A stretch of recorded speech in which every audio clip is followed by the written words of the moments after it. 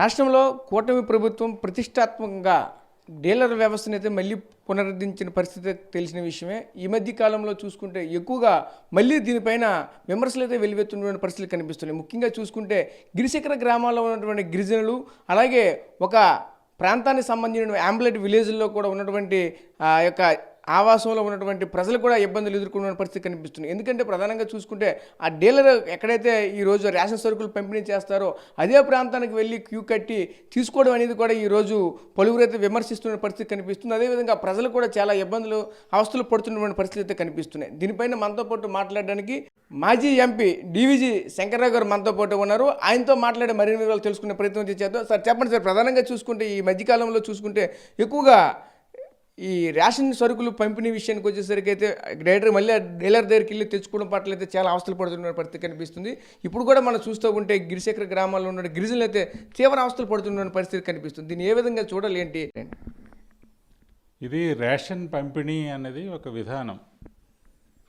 ఈ విధానం ఎలా ఉండాలో నిర్ణయించుకోవాల్సింది ప్రభుత్వం. గత ప్రభుత్వం రేషన్ని డోర్ డెలివరీ చేద్దామనే ఉద్దేశంతో MDU units, mobile distribution units పెట్టి ఆ రకంగా ప్రయత్నించింది. ఇప్పుడు ప్రభుత్వం దానికన్నా పాత పద్ధతే మేలని తలంచింది, రేషన్ షాపుల ద్వారా ఇద్దామని. ఇది ప్రభుత్వ విధానం. దీని గురించి నాకు ఈ విధానం పట్ల మాకు ప్రత్యేకమైన అభిప్రాయాలు ఇవేం లేవు. ఒక ఎస్టీ కమిషన్గా మా కన్సర్న్ అంతా గిరిజన ప్రాంతాల గురించి మేము చూస్తున్నాం. ఎందుకంటే మేము కూడా ప్రభుత్వంలో భాగమే కాబట్టి. గిరిజన ప్రాంతాల్లో అయితే సమస్య ఉంది. కొన్ని చోట్ల రేషన్ టైంకి తెచ్చుకోలేకపోవడం, వాళ్ళ పనులు మానుకొని పిల్లల్ని ఇంట్లో వదిలి వెళ్ళాల్సి రావడం, ఇలాంటి సమస్యల వల్ల వాళ్ళకి డోర్ డెలివరీ చేస్తే, రేషన్ డోర్ డెలివరీ చేస్తే ఆహార భద్రత ఏదైతే ఉందో అది కలుగుతుంది. అదేవిధంగా సరిగా ప్రభుత్వం చేద్దామన్న హెల్ప్ వాళ్ళకి పూర్తిగా అందుతుంది. అది ఉద్దేశం.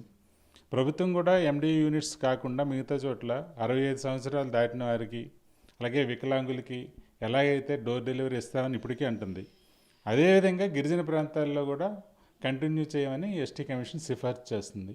ఎందుకంటే అక్కడున్న పరిస్థితుల దృష్ట్యా, అక్కడున్న పేదరికం కానీ, డిఫికల్ట్ టెరెన్స్ కానీ వెళ్ళలేకపోవడం, ఇటు పరిస్థితుల దృష్ట్యా వాళ్ళకి ఏదో విధంగా అందించాలి. అది ఎండి యూనిట్స్ ద్వారా కావచ్చు, లేకపోతే అక్కడ వేరే ప్రత్యేకంగా రేషన్ షాపులు తెరవడం వల్ల కావచ్చు, వేరే మార్గాలు ఆలోచించి వాళ్ళకి డోర్ డెలివరీ చేయాల్సిన అవసరం ఉందని మేము ఎస్టీ కమిషన్ తరఫున సిఫార్సు చేస్తున్నాం.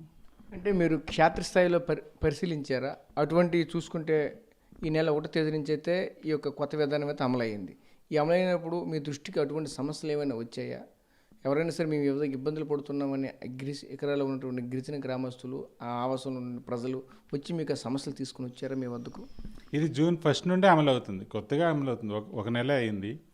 అయితే ఈ నెలలోనే అన్ని పత్రికల్లో వచ్చాయి, దాదాపు అన్ని ప్రాంతాల నుండి వచ్చాయి. నేను డెక్కన్ క్రానికల్ అయినా, హిందూ అయినా, ఏఎస్ఆర్ డిస్ట్రిక్ట్ నుండి, అలాగే పార్వతీపురం మన్యం డిస్ట్రిక్ట్ నుండి చాలా వచ్చాయి. అలాగే కొన్ని గిరిజన సంఘాలు కూడా నా దృష్టి తీసుకొచ్చాయి. ఆ పత్రికల బేసిస్ మీద వాళ్ళు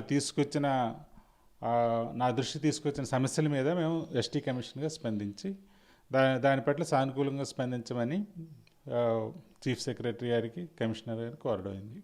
అంటే ఇప్పుడు యథావిధిగా వైసీపీ ప్రభుత్వంలో ఏ విధంగా అయితే ఎండియూ వ్యవస్థ అయితే ఉండదో అదే వ్యవస్థని గిరిజన ప్రాంతాల్లో పునరుద్ధరించమని మీరు కోరుతున్నారా? లేదంటే వాళ్ళ సంబంధించిన వాలంటీర్గా పెట్టి ఆ వాలంటీర్ల ద్వారా పంపిణీ చేస్తే బాగుంటుంది అనుకుంటున్నారా? ఏ విధంగా ప్రభుత్వానికి మీరు రిప్రజెంటేషన్ ఇస్తున్నారు? ఏ రకంగానైనా వారి డోర్ స్టెప్స్కి చేరాలి, అది ప్రభుత్వ నిర్ణయం. అలా చేస్తే బెటర్ ఆలోచించి చేయాలి.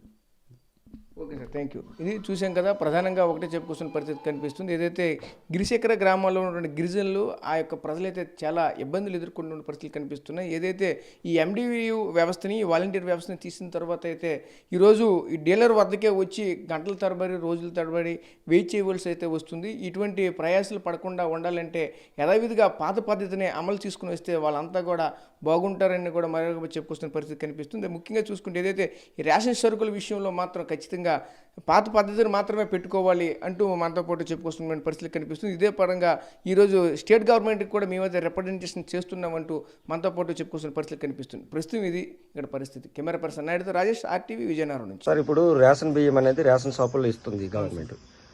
ఇంతకుముందు గవర్నమెంట్ అనమాట ఇంటింటికి రేషన్ అనేసి బండి మీద పంపించింది. మీకు ఏది మంచిగా అనిపిస్తుంది? ఇచ్చేవాళ్ళే మంచిదండి. ఇప్పుడు అక్కడికి వెళ్ళడం కష్టమైపోతుందండి. బళ్ళు తెచ్చుకుంటారు, ముసలి ఉండిపోతుంటారు, రోడ్లు బాగోలేదు. ఇప్పటి నుంచి మా రోడ్లు వస్తుందమ్మన్నారు, ఆ రోడ్డు కూడా రాలేదు. తంబల గురించి కొంతమంది పడట్లేదు. తొలివే బాగుండేది, ఇప్పుడు చాలా ఇబ్బందిగా ఉందండి.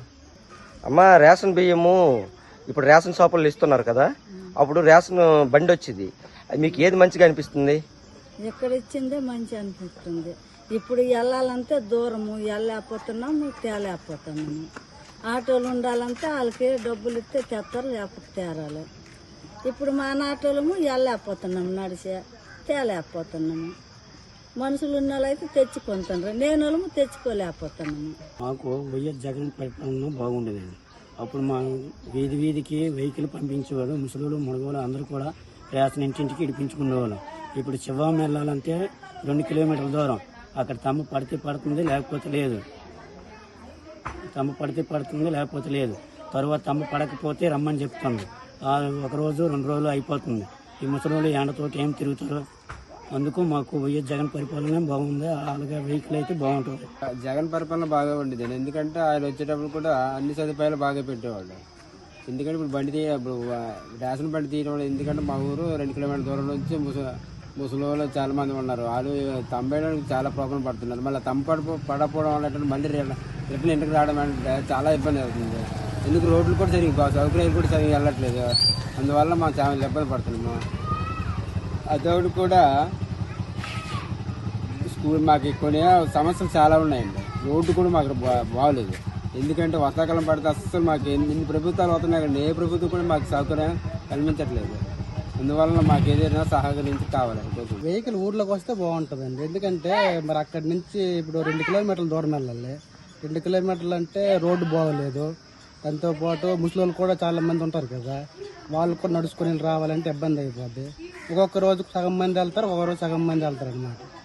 మనకేంటంటే వ్యాన్ వస్తే అందరికీ ఒకే రోజు అందుతుంది, ఒకేసారి అందిపోతుంది అనమాట.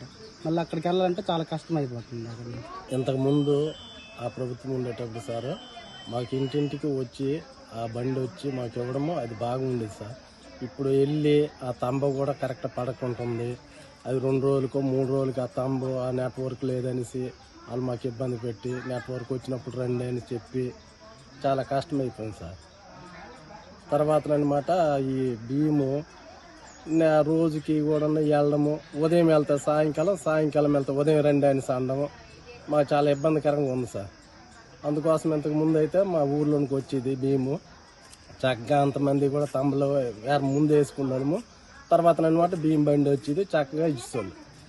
కానీ ఇప్పుడు మాత్రం సౌకర్యం లేదు సార్. అక్కడ రేషన్ షాప్కి వెళ్ళడము, రేషన్ దగ్గరికి వెళ్ళి క్యూలో నిల్చోవడము, ఆ క్యూలో నిల్చొని మేము ముందు అని అనడము, ఇవన్నీ కూడా చాలా ఇబ్బందికరంగా ఉంది సార్. తర్వాత ముసలోళ్ళు కూడా అక్కడికి వెళ్ళి తంబేయాలి.